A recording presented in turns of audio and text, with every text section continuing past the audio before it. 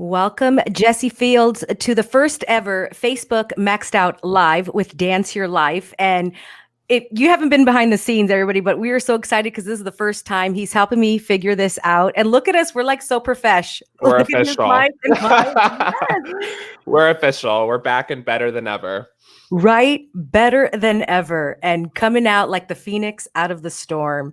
And I am Absolutely. so grateful to be talking to you again today because last time we spoke on Instagram and our chat really left me feeling so full, so great, and I want to thank you for that. And so I want to see if we can even go deeper today. Let's see what comes out. But for anybody who's not familiar with you, give them a little background about your dancing and your creative experience.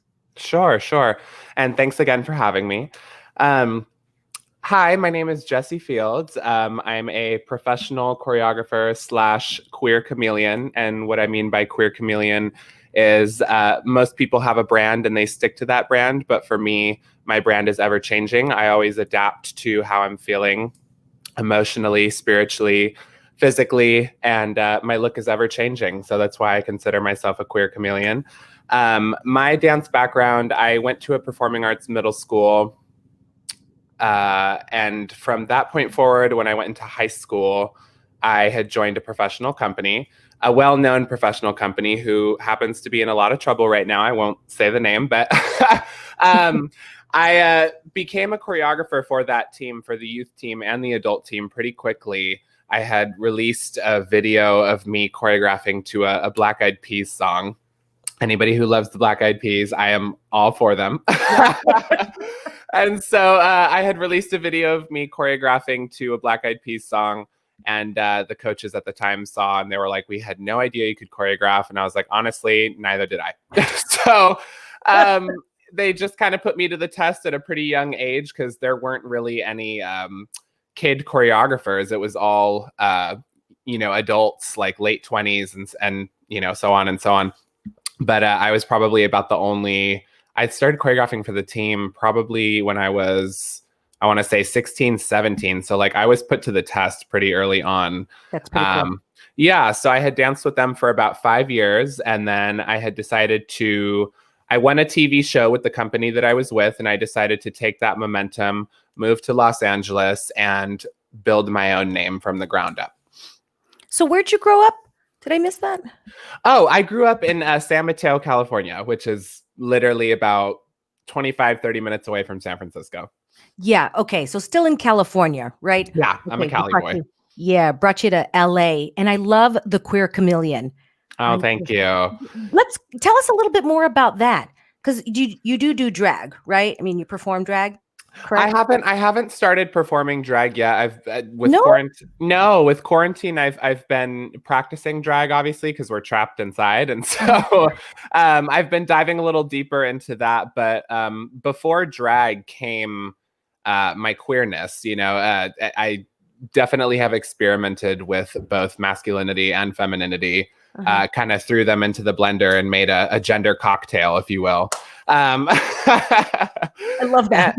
Yeah, and so I've always had fun with playing with gender. I never really grew up thinking that just because I was into something that was classified as feminine that I automatically fit into the category of having to become a female. Or feeling like I had to be masculine because I was a boy. I just have had fun, and I grasped onto, what am I trying to say? I learned pretty quickly that I had to protect my happiness, and that was what made me happy. Was having fun with gender and playing with makeup, and I was the one that brought that happiness to myself. So I held on to that and I've protected it ever since. And as long as I'm happy in this life, then I'm good. Thank you for sharing that because I've been intrigued and interested in these conversations. To you, Jesse, what does feminine mean and what does masculine mean? Oh, that is a deep question. I mean, Listen, there's so many meanings to both the terms masculine and feminine. I mean, they're changing, like they're ever changing, just like Right. my brand, right? So I mean, masculinity and femininity, God, that's a tough question. I don't think I've ever had somebody ask me such a deep question before. Um, Masculinity to me is a little rough around the edges. You know, it's there. There's nothing feminine involved. It's very it's very shrugged. Mhm. It's very dominant. And then femininity to me is dainty, you know, and softer. And but then there are so many people that would say that femininity to them is you know, powerful, strong Yeah. woman, you know. But then nowadays there are different types of masculine guys coming forward that are on the softer side. So it's, Mhm. you know, to me, like those are such open-ended terms, like Yeah. and they're constantly changing that, you know, I kind of look at like the classic masculinity and the classic femininity, you know, the role of a man, the role of a woman, the way a man dances and the way a woman dances. And I've always just kind of considered myself right in the middle. Mm. I know this is kind of left field. I've Yeah. never watched Dancing with the Stars, and I Okay. just got into it with the Okay. quarantine, right? Yeah. Have you ever watched it? Sometimes, not as much as I would have liked to, but sometimes. Okay, because watching it, I've never been familiar with ballroom dance or, the feminine and the man is leading and things Yes. of that Yes. nature. It is so cool to watch the transformation of, you have the professional dancer and then the celebrity. But to see the dance between the two, metaphorically and physically speaking, and I think what makes a really good couple is when you can't tell the difference between the man and the woman. Ah, You know what I mean? yeah, totally. I would agree with that. It's freaking awesome to Right. really notice, like, what is it that makes this couple a little bit better than that couple? And you see the difference. But so I wonder, watching that, how it's a parallel to like a couple, man or woman, or two men, two women, it doesn't matter, that they're like together and they're co-creating, and they're not like, it's not a give and take, it's a gifting and receiving. Rather Right. than I give Right. you and I take and vice versa, rather than a Right. giving and receiving. So I wonder if that kind of helps a little, put some articulation to what you were talking about, how there is no, it's just all Exactly. one. There. I guess to answer your question, there is no role with me. There's no you know, one side of me does the job and the other submits. Yeah, Like you just said, there's yeah. it's right dead smack in the middle. I do consider myself a boy or a man. I've always gone by he, him, his. Uh-huh. But I just like to have fun. I'm just a boy who likes to play in makeup and Yeah. dance feminine sometimes. And I even talked about this with a close friend who I've been taking like an online mentorship through. His name's Arnell, and Nice. we were talking about just kind of everything with how we started as dancers, like what styles we started with and whatnot. And the funny thing about, like, I'll tie this into the whole masculine feminine part of the conversation. I was making everybody in this class laugh because I was like, you know, as gay as I may look to all of you, you all would assume that I started with you know, like feminine choreography. You would Yeah. assume that I started with voguing. You would assume that I started with whacking, all of these styles that I Yeah. recently picked up. Keyword recently, because when I first started dancing for this professional company, I was not into feminine movement. I actually began with popping. Mm. And so that was like a total like head turner because people were like popping. Yeah, so like total opposites, right? Like you have voguing, the more feminine style, and then you have popping, the more masculine style. And so that's what I had always told people to give a better understanding of who I am and the kind of style and the kind of power and the kind of execution that I bring to the table. I started with popping and I learned a lot of my control and my power from that. That was my more masculine side of dance. Mhm. And then I applied that to my feminine style of dance, my voguing and my whacking. And that's when my androgynous aesthetic kind of began. So that's why when people used to watch me back in the day when I was at Vibe or, even Maxed Out or, all these different venues, people were like, it's feminine, but it's powerful, So it's like, I don't know what it is, but it's just Jessie, and that's kind of when Jessie was born, was when I was able to adopt, the style that I do, which is basically like a feminine approach with a masculine power. Oh, I love that. Bam! There you go. Bam, That came out right. That's the soundbite. Jesse, there's this book called The Alter Ego Effect. I don't know if you've heard of it, but it's really based on this psychologist or whatever he is, a doctor, but he helps these big people create alter egos for themselves. Okay. And he brings up Beyonce, like right in the first one. And he talks about how she created Sasha Fierce. And then once she was able to get there, she let Sasha Fierce go. Right. So this is what the theme of the book is about, and finding your own alter ego. Now, here's the interesting thing. When I was looking for my alter ego, I wanted something that was a little bit tougher, like kind of strong. And it's so interesting that I went right to a male. And I'm like, wait, what if she can be a female? What if she's nothing? What if she's nothing? What if she's all of it? And that's when it went boom. Power is no gender. Yes. But bam. You see how that record was playing? That if I was a female alter ego, then I have whatever it was. And so I pulled all these people together, like Ronda Rousey and a little bit of Jennifer Lopez and a little bit of Oprah, right? And then some males, and I put them all together, and then I made not a nothing, but there's no gender, right? It's just this person. Yeah. So I highly recommend that book, everybody, Alter Ego Effect, because when somebody hurts that person, they can't hurt you. They can't hurt Jessie. They hurt that alter ego. Absolutely. Right? Absolutely. So Beyonce was like, you don't hurt Beyonce, you hurt Sasha Fierce, and that girl does not care. That's really dope. I'm going to Amazon Prime that book right when we're done here. It is. Like, I'm going to do that. It's freaking phenomenal. Yeah. And there's like some little like you could do some work to it. Okay. Let's go into the pandemic now. We're 9 months in. Today I was like counting. I'm like, okay, 9 months. Unbelievable. Unbelievable. Because I'm feeling exhausted. Yeah. I'm on the last mile.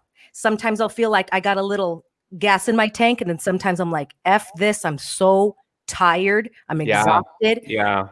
How are you staying motivated? I see that you started, with your microphone. I don't know if you're doing podcasts or more videos. I am. Yeah, I'm doing podcasts.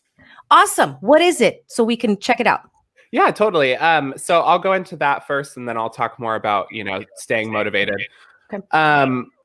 But the podcast that I've been doing, the one of the companies that I had originally, and without going too far into detail, because I never want to come across like I'm bad-mouthing anybody, even though this specific company is in a lot of trouble.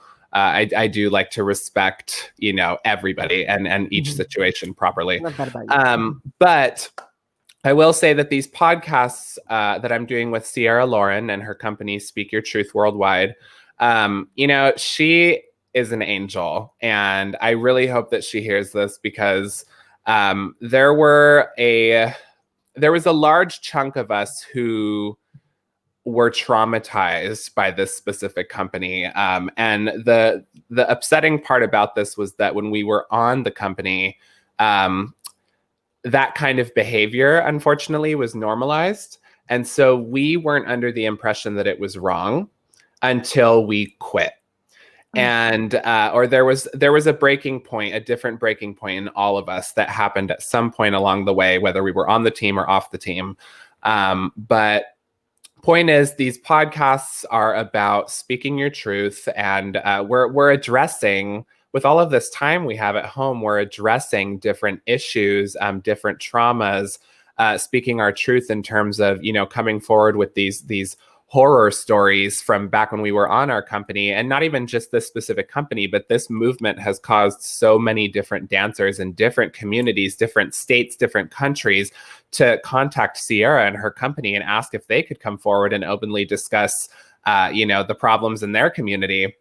And I think it's really important that all of this is happening because, like I said, we have all of this time, and in order for us to not ever allow this kind of abuse, whether it's mental, physical, verbal, and sometimes sexual, in order for us not to allow it to happen ever again, we need to stop hiding it and we need to come forward about it in the masses like we're doing now and make people feel heard and make people feel like they can regain their power.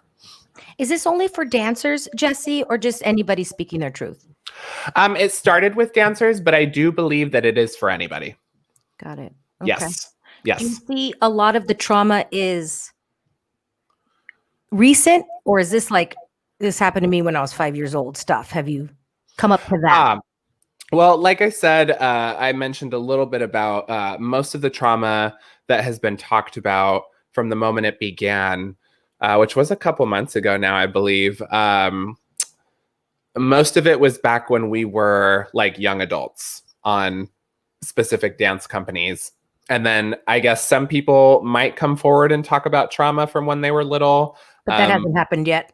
Not yet. I don't believe so. I've been in contact with Sierra. She's been super busy. We filmed the first 2 episodes of our podcast together. So definitely when those get released, check those out. But yeah, most of the trauma that has been talked about has been like back when we were young adults on the teams that we were on. Yeah. Okay. Some of it was recent though too, for somebody like Sierra, who was only on the team for a year, I think she said, and just recently quit.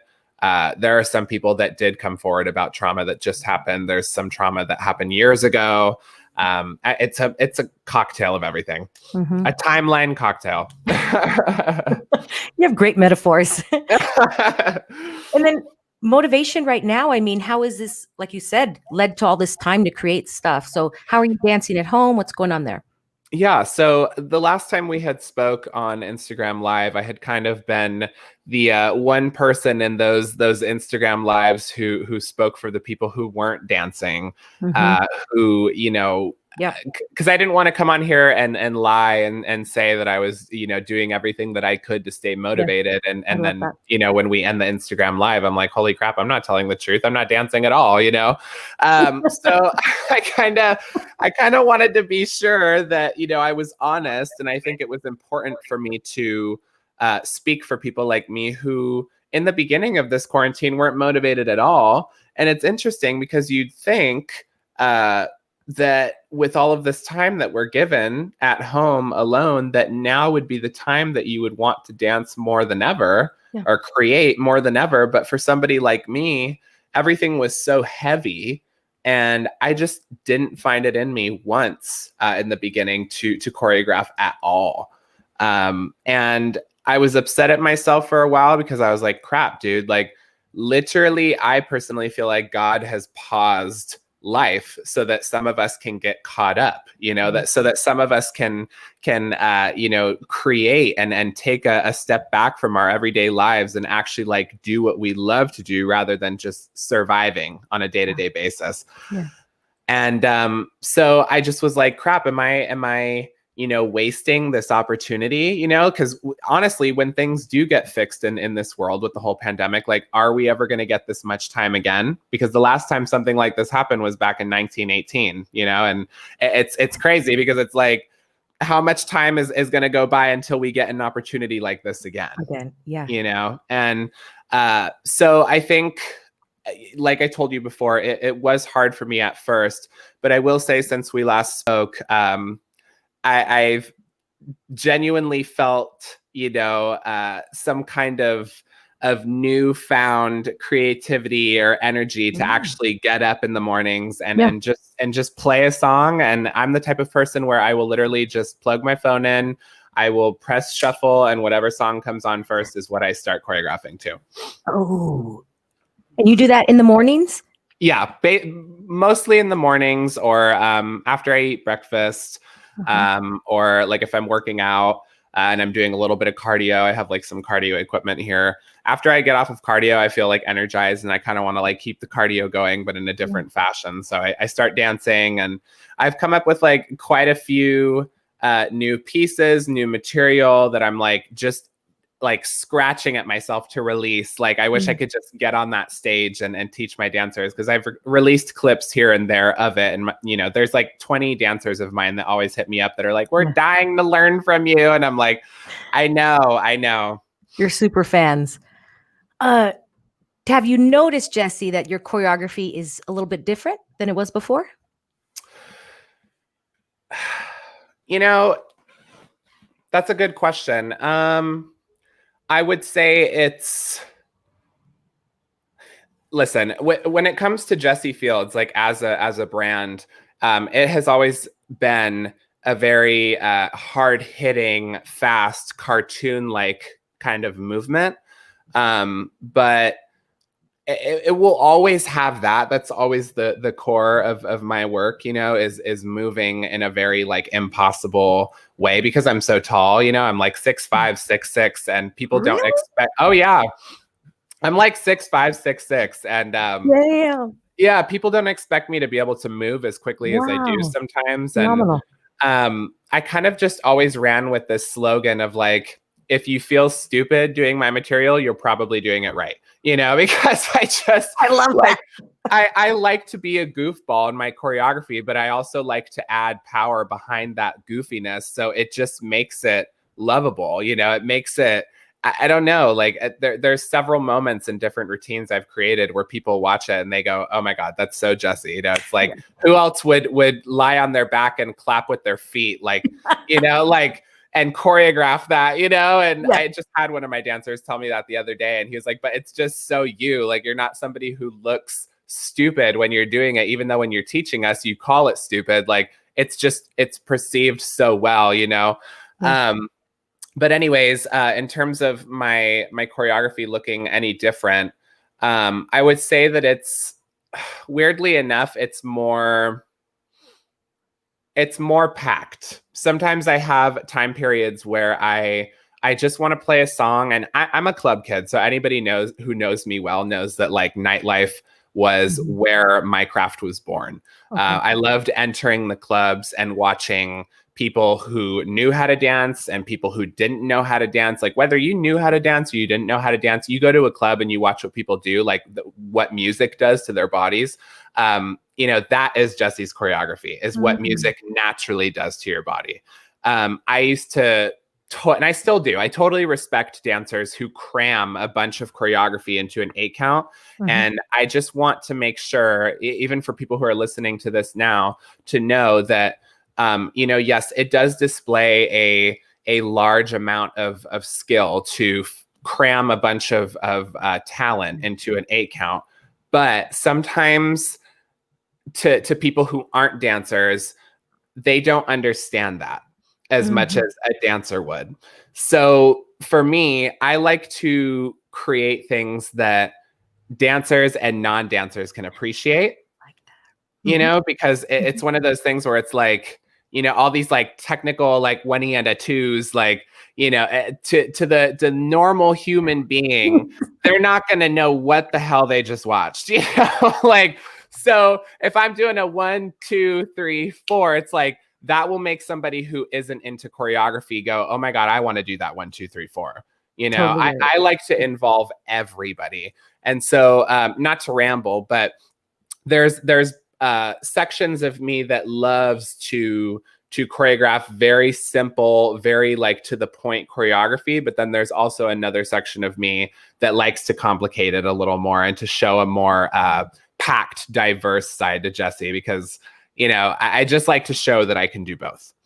So right now it's more packed. I would say it's more fast, it's more technical, and there's a lot more to it lately. I really enjoy that, because I've been really playing with this sentence. I am not an or, I am an and.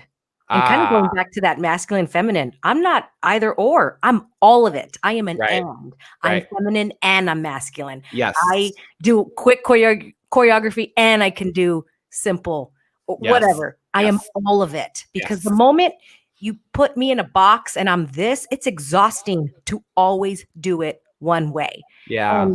It's interesting because somebody can call me a bitch and it doesn't hurt me Yeah. because I'm like, yeah, I can be a bitch and I can Yeah. also be very, very sweet. I can Absolutely. choose that. Absolutely. Right. And that's my potency. I actually have Absolutely. potency when I choose bitch. And so for me to fight for my honor and go, I am not a bitch. It's like, yeah, I could totally choose it. And when I do, I choose it well. I just don't choose it Yes. right now. But to Yes. say that I am not that, I'm always sweet, Mhm. exhausting. Mhm. So I kind of Yeah. see the same way for your choreography. So Thank you. cool. Yeah, an and, not an or. Well, Absolutely. last thing, because maybe it's changed a little bit, but what have you learned from the pandemic? 9 months, retrospect, looking down, aerial view. What's your big takeaway? I think the biggest takeaway would probably be to say that I've learned to adapt. And I kind of went into this in our last Instagram live, but I think that people just need to stop fighting everything that's happening and they need to just learn to adapt because this is only going to make all of us stronger in the end. Um, when you fight what is happening in the world and you want to go and do the things that you personally want to do, um, you have to understand that right now your choices involve everybody. And so it's a it's a very important lesson to be learned right now on how selfish you are or how selfless you are during these times. And I definitely am learning that I've become extremely selfless in times like these because, yes, I want to go out and do things. Yes, I want to go to restaurants. Yes, I want to go and hang out with large groups of friends. We're all trapped inside. It gets boring. It feels like Groundhog Day. We're waking up to the same thing every single day, right? But it's not going to be forever. And Yeah. for the people who assume that it is or that it just feels that way and they just need to get out and do something different, well, you don't have to do something different with other people who are not only endangering your safety, but you're endangering theirs. Go out and do something different from what you normally do. Go take a walk around your neighborhood, appreciate nature, go drive to a hike and go on a solo hike or with your small circle that you've been surrounded by, excuse me, from the beginning of the pandemic till now. Grab a friend or two from that circle and go do something that you guys normally don't do. I think this is challenging all of us to pick up on different options, and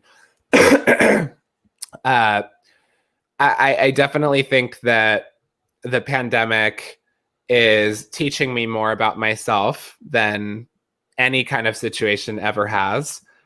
Because like we kind of talked about in the Instagram live, you're at home with yourself. You're looking at yourself in the mirror every single day. You're having these conversations with yourself every single day, facing whatever demons you might not have had the time to face. When the world was turning, and now that it's stopped, you cannot run from yourself. So it's really time to like dive deep and like self-analyze who you are, what you like, what you don't like, what your plans are for when things open back up and are safe again. This is the largest opportunity, although it sucks, that there are people dying left and right. For the ones who are staying safe and protecting themselves in these hard times, like this is probably going to be the largest opportunity all of us ever have to figure ourselves out, and what our plans are, because it's hard to do that and to live on a day-to-day basis and do what you're normally doing, like working your 9 to 5, getting home, feeding your family, and whatever else you might personally have going on in your schedule. But now your entire schedule has been wiped clean and you have the opportunity to really sit with yourself and go, how am I going to choose to live the rest of my life? Yeah. I really like how you said we will probably, well, anything's possible, but probably never have this time ever No. again, unless we're like robots and live to 200. Right. Right. And I never saw it that way. And thank you for bringing up also another perspective of doing something differently. Yeah. I think what we're bored or what we don't like is because we're not doing what we did before. And Right. now it's something new. So Right. like you said, I don't know, something completely different, a walk that you've never taken or something like that. Because I know, at least for me, I've done so many new things. Yeah. And in retrospect, for me right now, this is one of my favorite years. And on paper, it looks like crap. It looks horrible. If I were to tell you all the losses that I've had, yet it is one of my favorite. And I know I will probably always remember 2020 as I one. can agree with that. I definitely would agree that in the beginning it would have been hard to admit that. But now looking back at everything that has happened and every opportunity I've been given to, finally be able to afford some of the things that I had been working towards, affording to buy when the world was normal and when I was working my day-to-day life and had different bills to pay and stuff. I'm blessed enough to be living in my own studio where, my landlord isn't making me pay right now.